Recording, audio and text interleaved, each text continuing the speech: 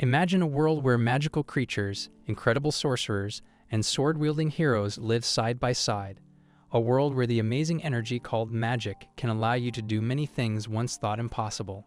In this place, called the Heroes' Continent, all those are a reality. However, all is not peaceful in this land. From the demon race rose an all-powerful demon queen that wages war with every other race on the continent. Using her overwhelming strength, she was able to crush every empire that stood in her way. Quickly, various races fell under her control until all that was left was the human race. Although they remained steadfast in their resistance against the demon queen's rule, they were weakened by the constant internal strife and rebellions that eventually led to the human empire's collapse. With the human race gone, nothing else is standing in the way between Elizabeth the Demon Queen and complete dominance over the Heroes' Continent.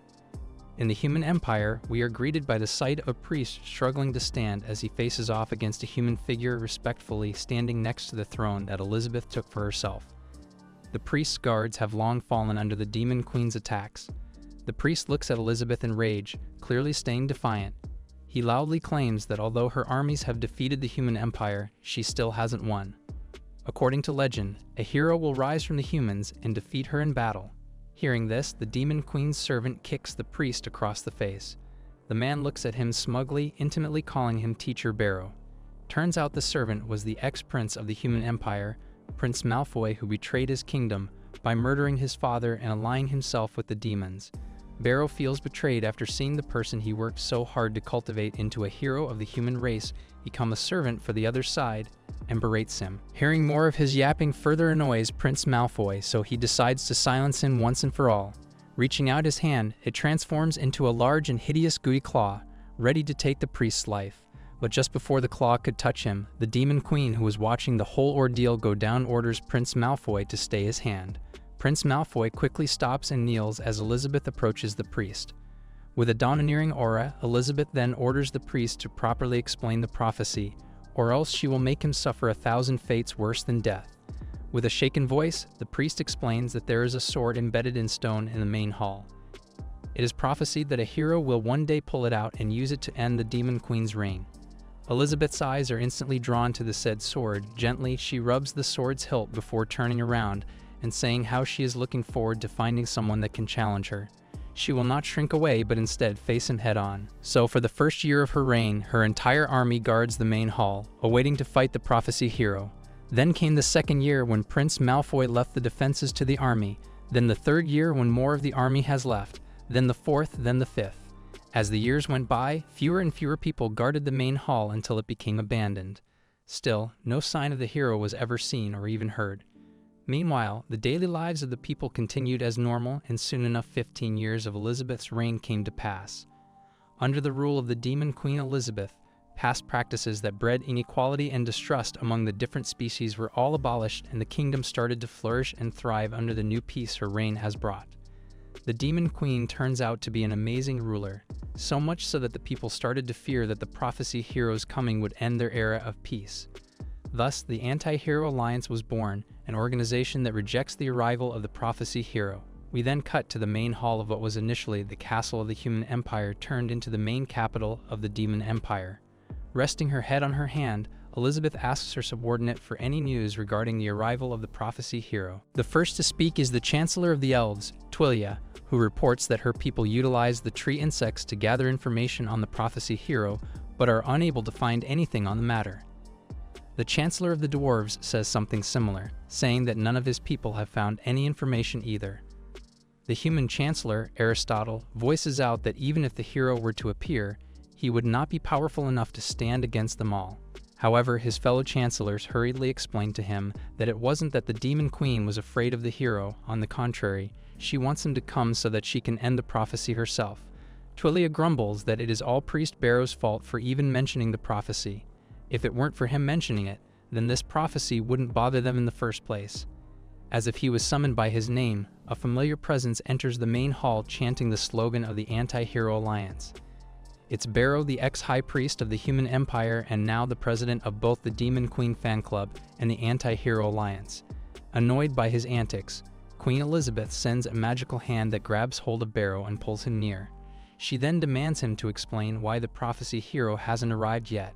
Shaking in fear, Barrow weakly explains that it might be because she's so powerful that the prophecy targeting her becomes untrue.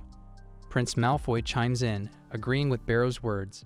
He believes that she should not be troubled by the prophecy and should instead focus on other manners.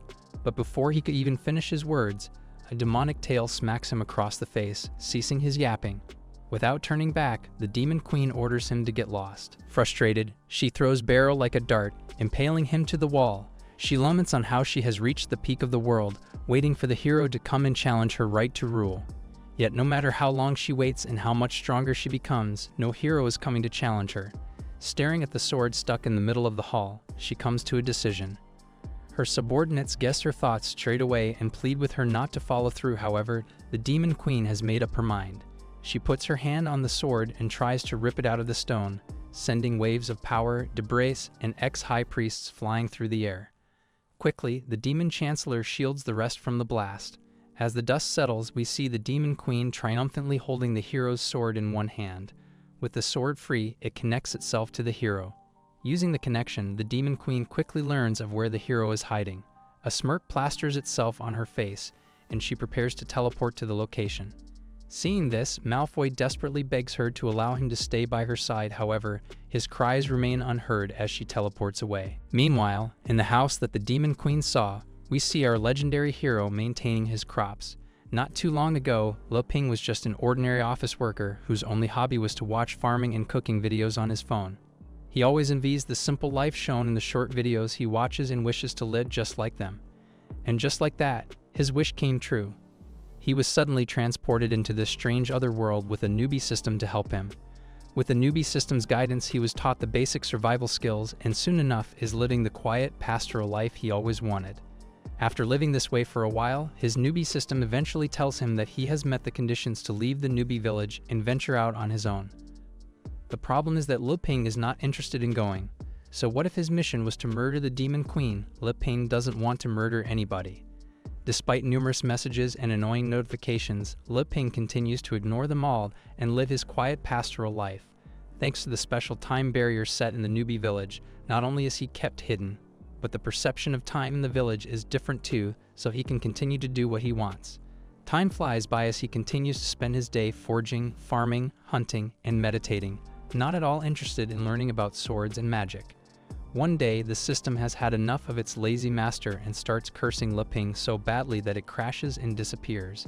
However, Le Ping is completely unbothered and continues with his monotonous yet fulfilling life. After some farming, he decides to chop some more firewood before realizing that he forgot his axe back in the forest. Before he could go back and grab it though, a dark vortex of clouds gathered on top of his home with ominous red lightning crackling in its center. Within that dark vortex materializes the Demon Queen Elizabeth. She has finally found out where the hero is. But Le Ping, however, does not notice the queen at all. Instead, he runs towards the back of his house with one thing on his mind. It's gonna rain, my laundry and dried fish are in danger. Thankfully, his laundry and dried fish remain safe. Le Ping breathes a sigh of relief. Suddenly, a small robotic robot enters the scene and starts barking noisily to catch his attention. It is Wang Kai, Le Ping's AI dog companion. Le Ping tries to hush the dog and tells him to go inside. But before he does, he hears someone call for his attention. That's when he notices that something, or rather someone, is floating in the sky. Elizabeth looks down at Le Ping and lobs the hero's sword at him. Surprised, Le Ping hurriedly drops all his fish and laundry and covers himself in self-defense.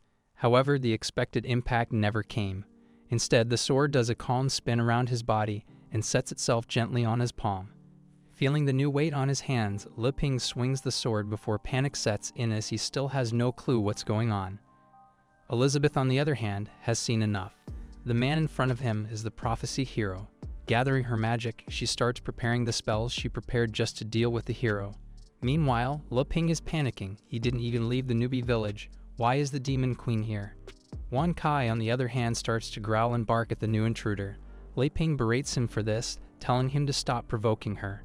But it's too late. Elizabeth's abyss magic has fully formed, ready to strike at him. Le Ping then remembers what the system said before crashing, how his meeting with the Demon Lord is inevitable, and finally understands what he means. With the Demon Queen now in front of him, Le Ping's will to live flutters away. He throws away the sword and gives up, going towards his house to await his final moments. However, in the Demon Queen's eyes, this action seems more like a challenge rather than a man accepting his fate. This enrages the proud Demon Queen as she unleashes her magic on the small house. But before the magic reaches Le Ping's home, Wang Kai stands guard in front with a determined expression on his robotic screen. Several calculations happen in its mind before pulling out an entire arsenal of weapons that fire and nullify Elizabeth's magic. As expected, Elizabeth thought as she sees Wang Kai growl at her. The hero would not go down without a proper fight. Not giving up though, she casts another powerful spell, her apocalyptic magic. With full confidence she has Wang Kai's beat, she casts the powerful spell toward the little house. However, our little robot friend isn't done yet. Calculating some more, he fires back with his own attack. At first, Elizabeth scoffs at the attack and simply dodges it. But that's when she realized that he was never aiming for there in the first place. The beam collides with her apocalyptic magic and creates a massive explosion that nullifies her spell once again. Elizabeth is shocked. She wonders what exactly the hero did inside his house. Meanwhile, Le Ping, the guy in question, can be seen lying in bed accepting his fate. With the current situation, Elizabeth decides to float down and properly face off against this surprisingly powerful robot dog. As she gets closer, Wang Kai's eyes turn red and he starts to bark at her aggressively. Elizabeth smirks as she realizes that she has underestimated her opponent. But she isn't done yet. In reality, she only used 30% of her power. Magic flowed throughout her body as she started to transform, becoming more powerful in the process. In her new form, she charges toward Wang Kai, who stands at the ready with his arsenal of weapons. Their battle rages on for an hour, and this whole time Le Ping ends up falling asleep. When he awoke, at first he thought he already died from the Demon Queen's attack. Instead, he's surprised to see that he's still inside his house and completely fine. He then approaches the front door cautiously. Although it seems quiet on the outside, there is still a chance that the Demon Queen is waiting for him outside. Mustering his courage, he eventually opens the door. On the outside, a large cloud of dust slowly settles and Le Ping sees Elizabeth holding the broken and defeated body of Wang Kai in her hands. Although badly defeated, she musters the strength to face him and taunt him with his destroyed dog. Le Ping, however, assures her that it's okay and tries to talk it out with his crazy intruder. Elizabeth agrees to talk right after she kills him, but it seems like she used too much energy fighting Wang Kai. She barely moved a few steps before collapsing. The surprised Le Ping rushed to her side to support her. But without her power, her transformation is starting to undo, revealing her seductive body to the unprepared Le Ping. Streams of blood spray from Le Ping's nose. This situation is just too erotic. Later that night, a now clothed Elizabeth comes to on a bed with handcuffs around her arms. She's surprised to find that the hero actually kept her alive. Was it so that he could brag to the world that he defeated her? She tries to break apart the handcuffs, but to no avail. This only worsens her misunderstanding of Le Ping as she thinks that he is hiding more of his power. Looking around the room, she spots more of his trinkets and mistakes them for powerful artifacts. Elizabeth berates herself for underestimating such an opponent. Just then, Le Ping enters the room with food in his hands. Seeing him, Elizabeth proudly declares that she would not beg for mercy if he wanted to kill her. But Le Ping doesn't have these sorts of intentions. On the contrary, he believes that the only way he can survive is if he calms the Demon Queen down and talks to her. He tells her that the handcuffs are simply a precaution because of how terrifying and formidable Elizabeth is. In a friendly manner, he offers to unlock the handcuffs so that they can talk properly. However, Elizabeth once again misunderstands his intentions. She thinks she is being let go only because the hero still has some demands. Eventually, though, Le Ping unlocks the handcuffs. Seeing that she is not in a good position right now, Elizabeth begrudgingly agrees to not attack for now and listen to the hero. With that, Le Ping turns around to let her rest. Then he breaks the fourth wall to explain to the readers the reason he didn't try to kill her in her sleep. In a world of swords and magic, it is definitely normal that the Demon Queen has some sort of resurrection skill. But killing her is not the only way to resolve his issues. He plans to use the power of friendship to calm the Demon Queen and make her his ally. That way he gets to live and have a powerful friend by his side. He laughs at his own marvelous plan, which makes Elizabeth misunderstand that he is still mocking him. Then Le Ping turns his attention to the broken body of Wang Kai. Elizabeth asks him what Wang Kai is, and Le Ping replies that he is a new companion he made recently out of boredom. Hearing this, Elizabeth sees an opportunity. With the handcuffs gone, she can use her abyss magic to quickly recover. Now is the time to strike. To let his guard down, Elizabeth apologizes for breaking his magical tool while preparing her attack. Unaware of the situation, Le Ping replies that it's okay since the memory card is still intact. As Elizabeth towers over him, ready to strike, Le Ping opens a cabinet to reveal several Wan Kai copies. He simply pops the memory card back in and Wan Kai is back, good as new. Elizabeth freezes in shock. Her plan has been foiled. Looks like she won't be able to attack him anytime soon. But before she can think of what to do next, the scent of food catches her attention. Le Ping notices and explains that he made some meat porridge and dumplings for her while she was out cold. At first, Elizabeth refuses. She has reached a level where she does not need to eat anymore. However, the delicious smell of the food made her tummy rumble. Seeing the opportunity to resolve conflicts with delicious food, Le Ping proudly explains that he made it all using vegetables and grains that he grew himself. Elizabeth hesitates before taking one of the dumplings and eating it. Le Ping watches on nervously. Even though he is confident in his cooking skills, with her status as the Demon Queen, he isn't sure if she would be satisfied with such a simple dish. She takes a moment to chew, then takes another, then one more until she cleans out the whole plate. She exclaims in ecstasy that the meat is super tender and delicious and contains a lot of magical energy as well. Elizabeth didn't even know that a delicacy like this existed in this world. All of a sudden, she experiences a surge of heat emanating from the meal. She gasps due to the dish's fiery nature and voices her displeasure about the spice, insisting on knowing the ingredients he used in the food. Seeing this, Le Ping panics. Can she not handle spicy food? He quickly explains that he added some spicy chili according to his usual taste. As expected, Elizabeth thought. Le Ping had no good intentions at all. He only kept her alive to use her in his experiments. To combat the hot spice, Le Ping hurriedly serves her some lean pork congee and century egg. Once again, Elizabeth misunderstands and thinks that he is toying with her by providing her with the poison and the antidote right after.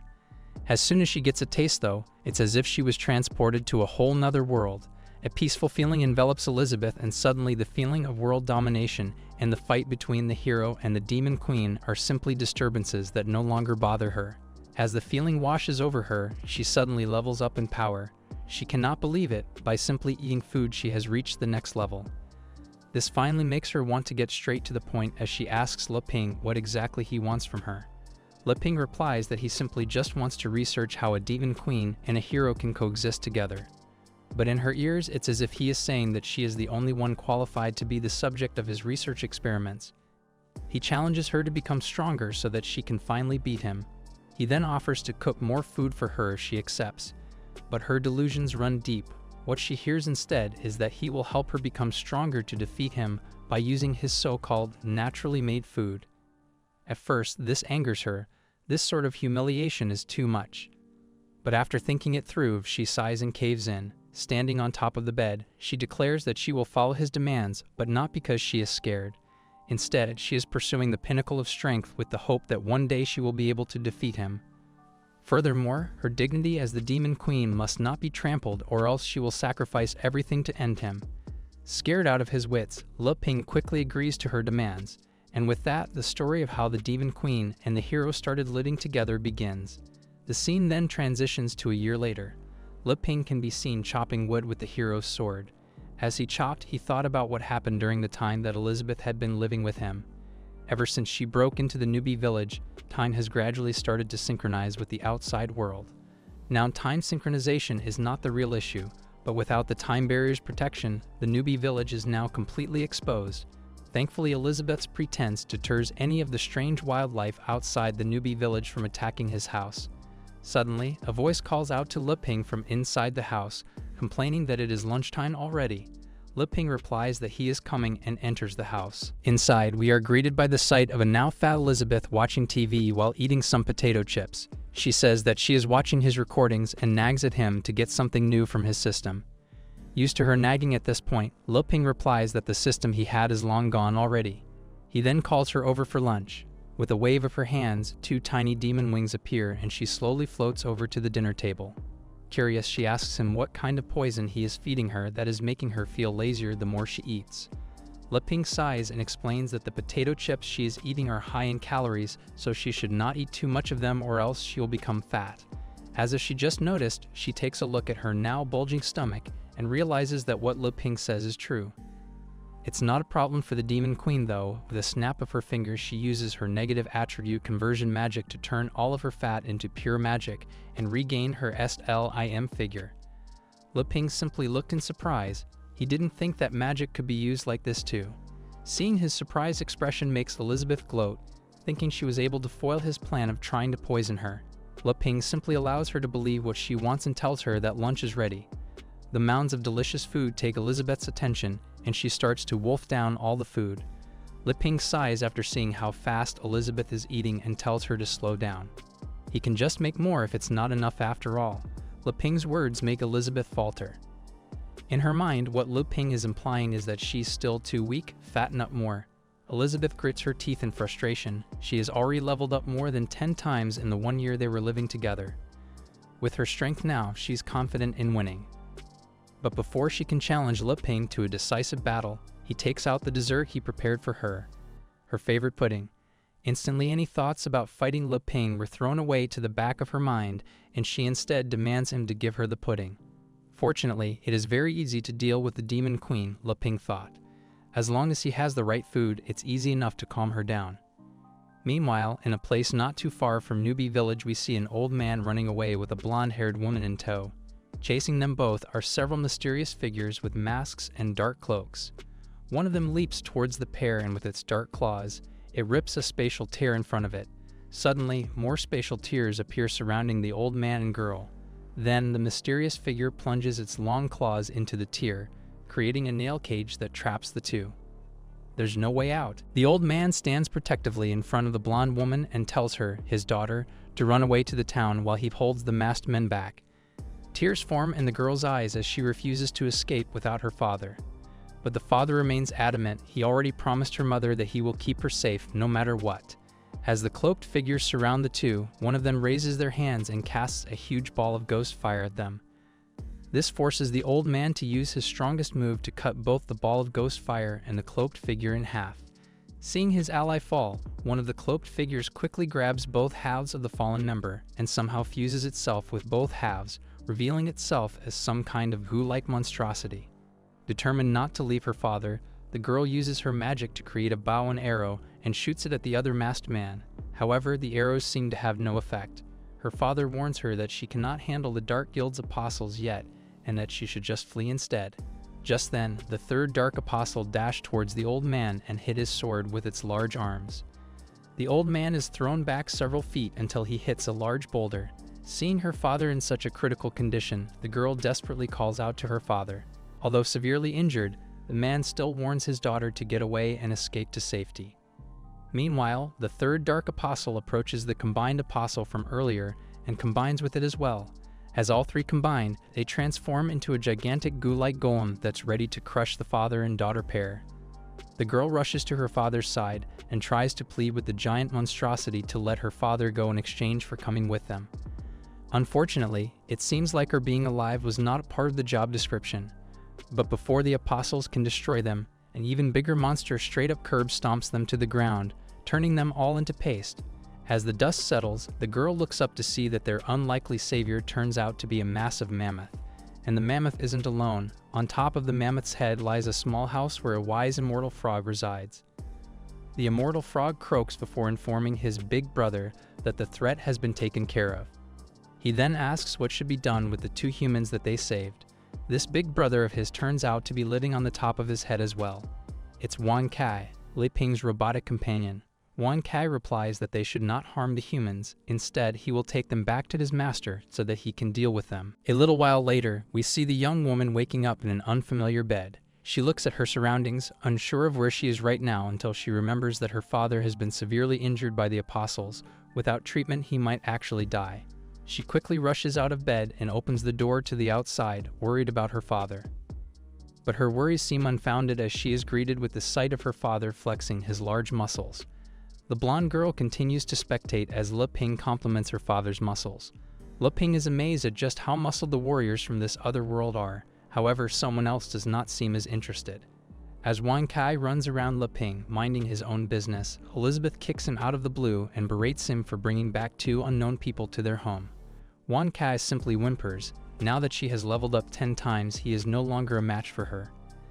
Despite the commotion, Le Ping continues to gush about how sturdy the old man's muscles feel. Feeling proud of all the compliments, the old man decides to show even more of his muscles. With a mighty roar, he activates his battle soul-burning technique, which makes his muscles swell even more, ripping his shirt apart until he is in nothing but his underwear. Le Ping gasps in astonishment as the old man continues to flaunt his muscles. However, his daughter, Evil's confused voice breaks him out of his ego trip.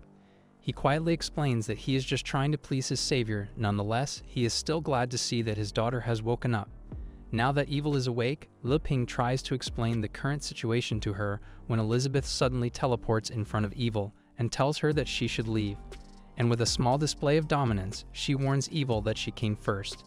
Evil shakes in fear under the pressure given out by both Elizabeth's aura and her superior assets. Thankfully, Le Ping is able to convince Elizabeth to allow the guests to come inside and talk. Inside, Le Ping offers the father and daughter pair some barley tea and apologizes for not being able to serve them something else. Evil looks at the sparkly barley tea and asks her father if this is the magical potion that instantly healed his injuries. Le Ping scratches his head in embarrassment and denies her conjecture, saying that it's too exaggerated. All he did was let her father drink some cold well water. In contrast to Le Ping's warm reception, Elizabeth still looks at the two warily. She wonders what kind of experiments Le Ping wants them to undergo and is angry that somehow she isn't enough to satisfy his urge to experiment on people. Evil's father disagrees with Le Ping, however. Although he was barely conscious at the time, he still remembers how Wan Kai brought him to the newbie village and Le Ping healing him with cold well water full of magic energy. For that he is grateful. He wouldn't have been able to see his daughter again if it weren't for his help. Hearing her father's story, Evil wonders if she is even allowed to drink something that precious. But Le Ping reassures her that she does not need to be that polite. So with Le Ping's permission, both Evil and her father took a sip from the barley tea. As the liquid enters their body, a bright light suddenly shines from their mouths and eyes as the tea transports them to an endless field of barley. Just like the Demon Queen before, a sense of bliss overwhelms their bodies as they gaze at the beautiful sky. Undisturbed by the problems of the world, in addition to this sense of bliss, they both also leveled up, with the father turning into a 4-star archmage and Evil turning into a 1-star archmage. The two stare in surprise at suddenly growing more powerful. The barley tea even awakened Evil's dormant elf blood in her, making her ears longer like a true elf's. They both sigh in satisfaction, happy that they get to feel such bliss in addition to becoming more powerful.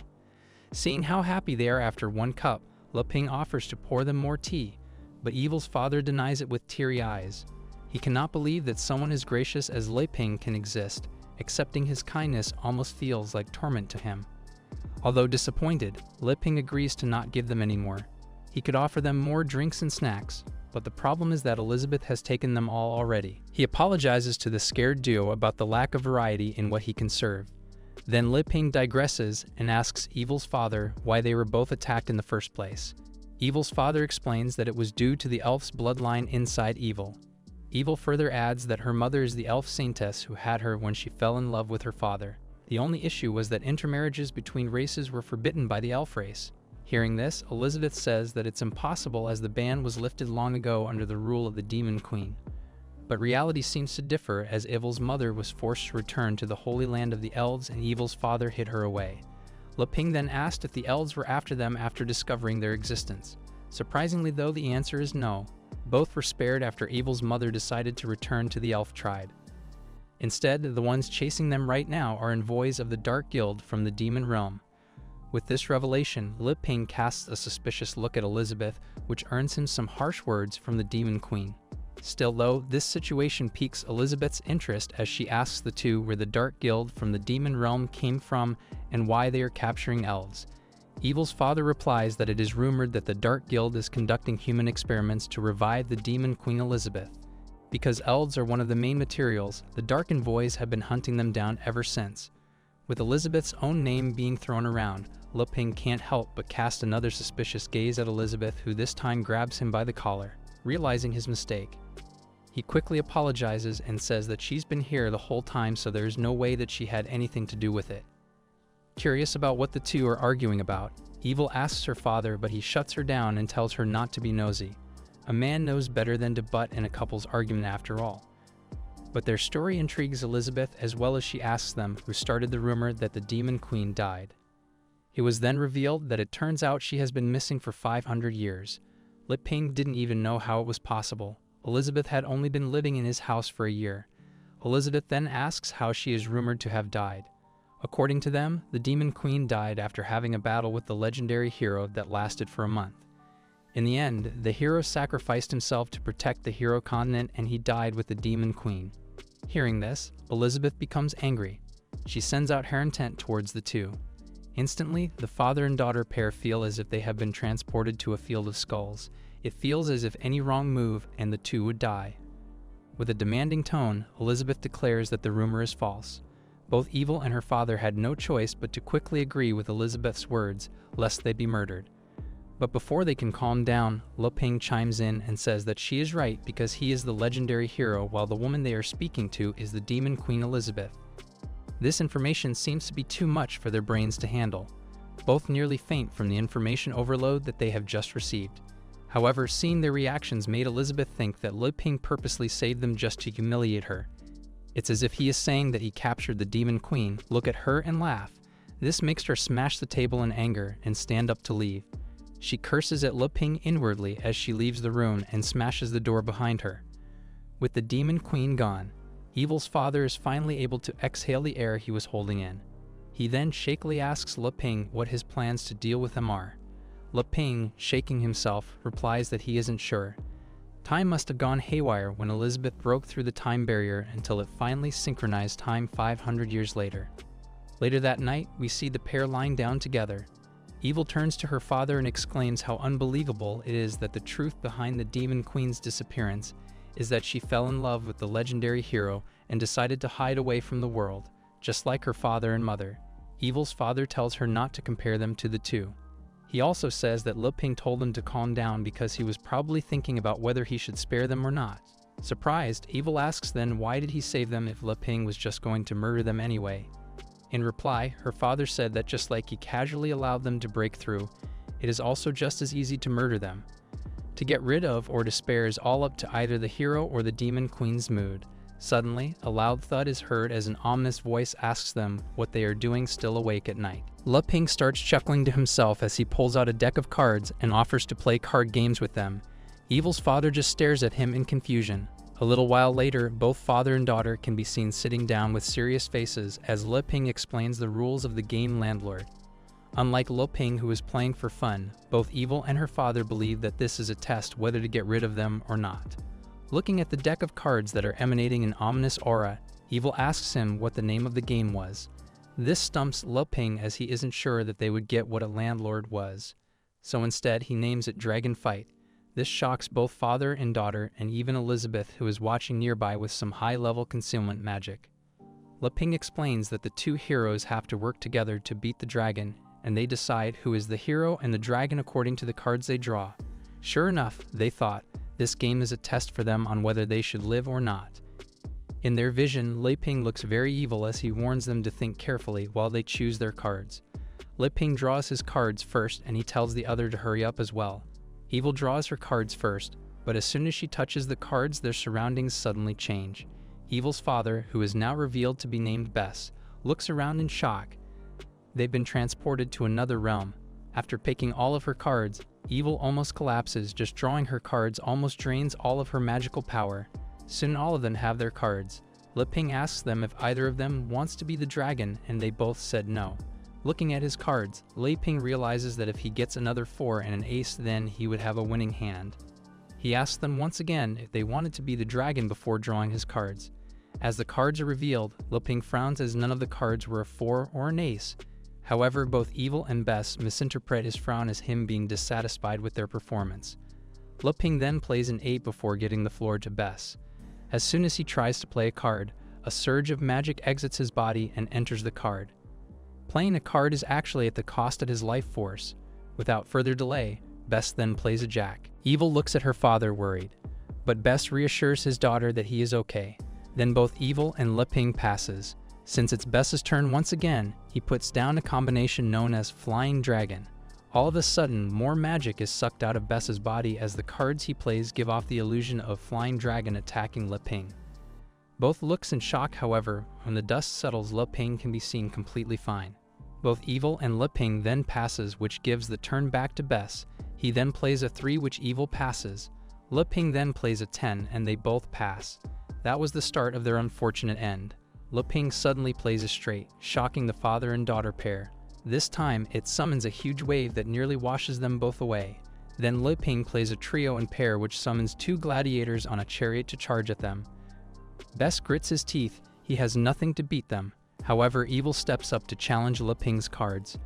Bess tells her not to play as it uses her life force as the price, but Evil refuses. She can't just hide behind her father forever. She then plays another 3 of a kind with a pair that is larger than Le Ping's cards. When the dust settles, only Evil's chariot remains standing. Bess checks on Evil if she is okay, and she replies that she is fine. However, Le Ping isn't finished yet. Both the father and daughter pair and Elizabeth, quietly spectating in the corner, suddenly has an ominous feeling. With his treasure, Le Ping summons a pair of jokers and plays it. A large crack suddenly appears in the realm that they are currently inside. From the crack comes out a level 3 demon clown king that even shocks Elizabeth with its power. As its eyes wander around, it suddenly looks straight at Elizabeth, despite her hiding herself with magic. The demon asks her what she was staring at before summoning a knife and threatening to hurt her. Elizabeth grits her teeth at the obvious provocation, but cannot do anything as the Clown King is actually equal in power to her. Despite being nourished by Le Ping for a year, Le Ping just casually summons something just as powerful as her. Bess and Evil look on in despair. Despite their best efforts, they are powerless. Suddenly, Bess starts to cough blood as he realizes that his life force is being sucked away like crazy. Concerned, Le Ping asks if he is okay, thinking that his injury hasn't healed yet, but then takes a sneaky peek at his cards. Turns out Bess had a winning hand. Le Ping then misunderstands it as Uncle Bess letting him play with him. In his naivety, he thought he was actually good, when in reality Bess just allowed him to play and Le Ping is just disturbing his rest. He then reshuffles the deck, canceling the summon for the Clown King and arranging it back into his deck. He apologizes for disturbing their rest and then sulks away back to his room. The father and daughter pair remain shaken and confused, but glad to be still alive. Meanwhile, Elizabeth once again misunderstands his intentions. In reality, this card game was a way to show off his dominance to her. The next day, the 4 can be seen standing outside Le Ping's house as he bade them goodbye. Le Ping asks them if they really did not want to stay for a few days more, as the fruits he planted were almost ripe. In response, Bess bows and says he cannot bother them anymore and that he is grateful for their kindness. He also assures them that after they go out, they will tell nobody about what they just witnessed. Evil also thanks them for giving them some barley tea. Le Ping just scratches his head in embarrassment and says that it's alright. He then approaches Bess and gives him a memento, his playing cards. After playing with him, Le Ping realizes just how bad he is at card games and decides that the cards should stay with Bess. As Le Ping willows in despair, Elizabeth catches Bess's attention. She then mouths the words "hurry up and get out of here." Seeing that, the two instantly flee for their lives without even saying goodbye, which confuses Le Ping. Just what did he do to make them react like that? Elizabeth then turns around and orders him to make food for the queen, to which Le Ping begrudgingly accepts. Meanwhile, Bess continues to run away with his daughter and Tao. Eventually, his daughter begs them to stop, so he comes to a halt. Bess sighs. First it was the test of the legendary hero, then it was the threat of the Demon Queen. He flashbacks to just last night when the Demon Queen approached them and slashed them across their necks. Surprisingly though, it did not completely get rid of them. Instead, they found themselves with new magical collars made out of runes. Then the Demon Queen commanded the two to leave tomorrow, while never revealing the Demon Lord and legendary hero's presence in Newbie Village to the world. If not, the curse marks around their necks will make them lose their heads immediately. The two had no choice but to accept the Demon Queen's request. Once the flashback is over, they both look up to realize that they were back where they first started. Even the dead apostles' corpses were still there. Bess was surprised. He didn't think that he could run that far and that fast. In reality though, Wan Kai actually gave them a helping push so that they would not be able to bother Le Ping and Elizabeth anymore. Bess looks around carefully though. He is aware that there should be many high-level demons around, so they should leave as soon as possible. Suddenly, Wan Kai's ears perk up as he notices that something is quickly approaching this location. However, he decides to ignore it this time. If he doesn't want to get beat up by Elizabeth, then it's best to keep his robotic nose out of people's business. He then teleports himself back home just as several cloaked figures arrive in front of Bess and Evil. Alongside them, there is also one figure without a cloak that seems to be the leader of the group. Bess looks in horror. The Dark Apostle without a cloak is the Dark Guild's Great Apostle. Seeing that the gap in their levels are too big, Evil begs her father to allow her to just leave with them while he runs away. However, Bess is done with running. Comparing the level of the legendary hero and the Demon Queen, these Dark Guild Apostles are nothing. Taking out the deck of cards Le Ping gave him, he points them toward the Apostles, which instantly obliterates some weaker ones in the group. This surprises the Great Apostle. He did not expect such power to come from such a weak-looking old man. Bess admits that ever since her mother was taken back to the elf tribe, he has become timid and started escaping from their problems. However, now he realizes that it was wrong of him to do that. If they get through this difficult time, Bess promises his daughter that he will take her to the elf tribe and bring back her mother. Taking out a 4-of-a-kind out of the deck, Bess summons a mighty 4-bomb arrow god in the image of Evil's mother to fight for them. The arrow god makes a bow and arrow out of magic and releases a magical arrow aiming at all the Dark Apostles. Before they can react, 3 apostles in the arrow's path instantly die with only the Great Apostle remaining. At first, the Great Apostle sneers and confidently grabs at the arrow. However, the Great Apostle's hubris leads to its downfall, as even with both hands the arrow is able to easily pierce through and hurt it. Once all the apostles have died, the image of the arrow god dissipates and the cards return to the deck. Bess almost collapses from exhaustion afterward as Evil rushes to her father's side. Looking at the effects of the summoned cards on the environment, Bess decides right then and there to change his profession. And that's how a new profession, the Card Master, was born. A week later, as Le Ping said earlier, the fruits in his garden start to ripen and he can be seen enjoying some watermelon in his garden. He mentions that his fruit breeding method has been very successful, but without anyone to share it with, the joy of the harvest always feels like it is missing something. Le Ping then thinks back to all the amazing jobs he has seen so far in this magical world and realizes that he is a little interested in what the outside world has to offer. The only problem is that he is too weak, so he thinks that he should just forget about it. Suddenly, a cloud of dust appears as Elizabeth teleports herself next to him. Noticing his sad expression, she asks him what was wrong. Le Ping replies that he wanted to go see the outside world, but he is too weak to do so.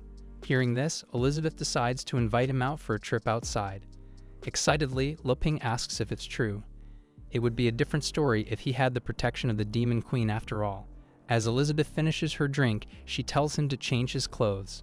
Soon, the two of them are dressed in new and fashionable clothing that Le Ping has made. Elizabeth lets out a rare compliment, saying that both his cooking and sewing skills are really impressive. Le Ping replies that of course they are his specialties.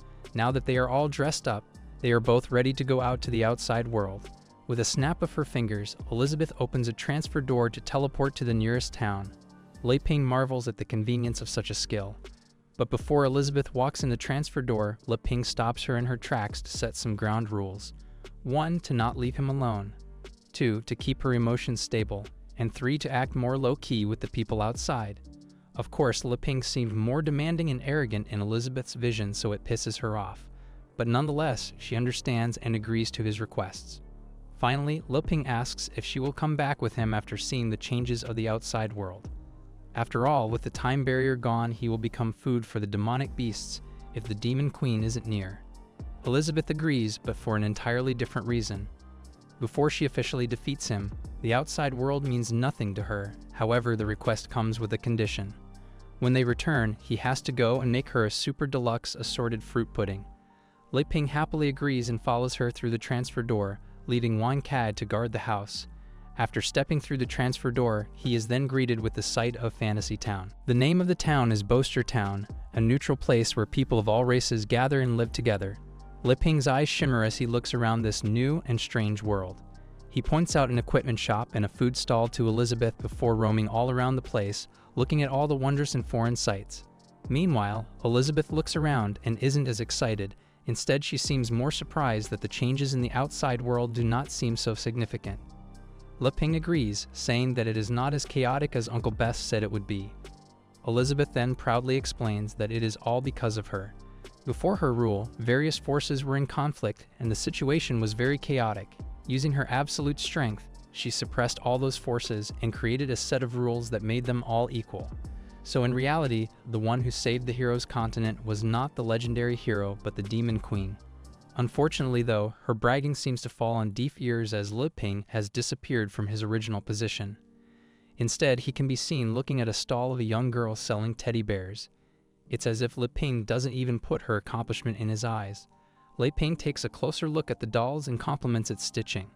He then asks the little girl if she was the one who made the doll. The little girl says yes in reply and offers to sell it to Li Ping at a lower price. But before they can finish their transaction, a gruff and demanding voice asks the girl who gave her permission to set up a stall in the area. The voice belonged to a pig-headed man who kicks away the tiny stall the girl made, sending all of her dolls flying.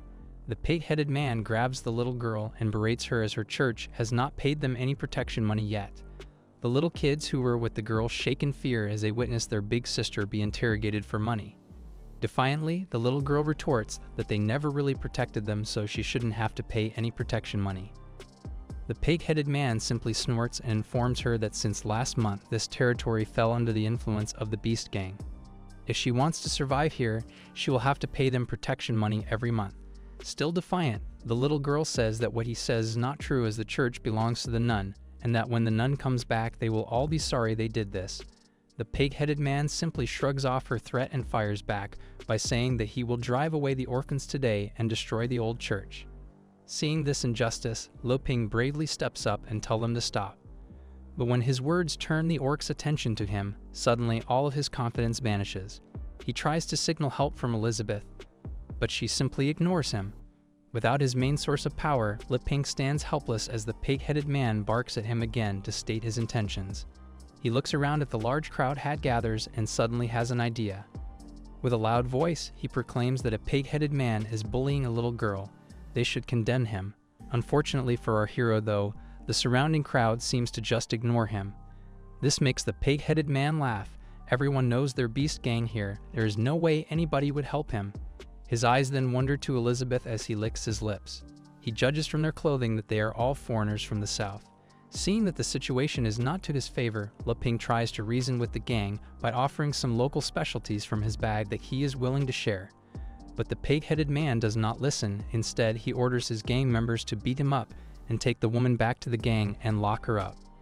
This angers Elizabeth, who believes that there is no one qualified to imprison her, despite her being a self-proclaimed prisoner of Li Ping. Her anger instantly darkens the clouds as red lightning starts to crackle, forming the shape of an evil face. The unnatural sight makes the pig-faced man shake in fear, and he drops the little girl. Seeing that her anger might end up destroying the town, Li Ping quickly tries to calm her down. Grabbing a fan from his bag, he quickly fans Elizabeth while saying that all she needs to do is scare them. Fighting with ordinary people like them is not necessary. Elizabeth coldly harumphs before deciding that fine, she will spare them because of Li Ping's words. However, her display of magic does not escape the eyes of the little girl, who is amazed with the amount of magical power that Elizabeth has. With her anger held at bay, soon the clouds dissipated as if nothing happened at all. The pig-faced man looks around in confusion and fear at the sudden change of weather. He has no idea what just went on, but now all of a sudden he has a bad feeling when facing those two.